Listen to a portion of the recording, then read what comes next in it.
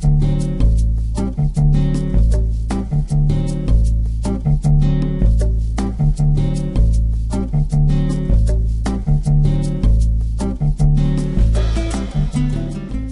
morning, everyone. Welcome to the Stock Market Morning Prep video for Wednesday, February 11th.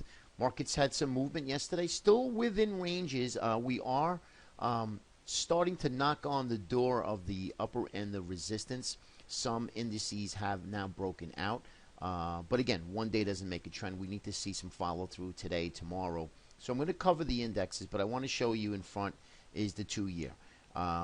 We have this basically collapse in 2014, and then in early 2015 we actually hit extreme lows here, and now we're starting to rise. And why am I showing this to you?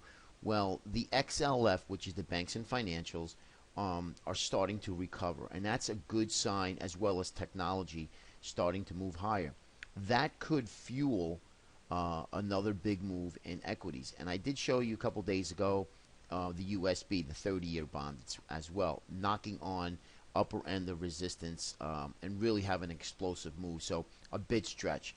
When the bonds start rolling over again, the 30-year, you're going to have money come back into U.S. equities. That's going to add more buy pressure once we break out of these areas. And I think that probably will happen. I would like to see a pullback. I would like to see a correction. We haven't had one in over 3 years, north of 8-9%.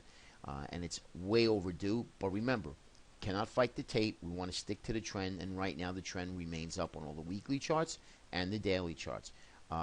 We just started in a short-term trend, at least to the upside. So 2-year looking good. And what's going to happen to banks and financials? Well, the Russell 2000 is 25% weighted in banks and financials. So that's going to add more buying pressure to one of our leaders. So let's go take a look at those indices. Spiders. SPY. 3 times, as you can see here in these arrows, we've tried to knock out of this double top, and then we had this breakout and then fail. Well, yesterday it did finally break out to the upside. Now we did close above it. Again, one day does not make a trend, but we kind of alleviated the lower lows and lower highs, as you can see here. And this basically area of support kind of held pretty much all of December and then January, February right now that we're in. So we're starting to move higher, you can see here. So we're taking this key area out. So we need to continue to monitor. But if we can hang above here for a day or two, maybe create an outside day and then maybe pull back into the zone and then take out the highs, then I think all bets are off to the downside, at least in the short term. And next target would be around 2100 to 2130 in the ES. Okay, so let's keep an eye on that. So today and tomorrow is going to be interesting. See what happens. Now, here's a weekly chart of the XLF, just basically price on there. You can see we have been in an uptrend since 2012, and we have not broken this trend line. This is a valid trend line. As you can see, last week, the week before, 2 weeks ago, we tried to break it, and early in the week, we tried to break it as well last week, and now we've exploded higher. So again, we should be looking to challenge the high of 25. And if we do take that out, then I think the banks' financials are definitely going to help U.S. equities move higher. Now, I know a lot of people don't like to hear it, the naysayers, and it is what it is, guys. I mean, you can't fight what's happening here. So either join the party and or look to fight the trend short. And a lot of people have gotten hurt by doing so. I'm the first guy to look to short the market, but if it doesn't give me a signal, I'm going to step away and stick to what's working, and that is buying dips right now. XLF, take a look at this. Price action, just price. We had a downtrend, right? Lower lows and lower highs. We broke out on a nice gap up, and now we are moving higher. Now we do have some dojis here. Looks like it might be due for a pullback. Remember another thing, too. Monday is President's Day, so the markets are closed. If you take a look at the Almanac, the Traders Almanac, Friday before President's Day, we usually have a down day. That's about 70% accurate. So maybe we pull in here for a couple of days and then start to move higher next week. That's also possible.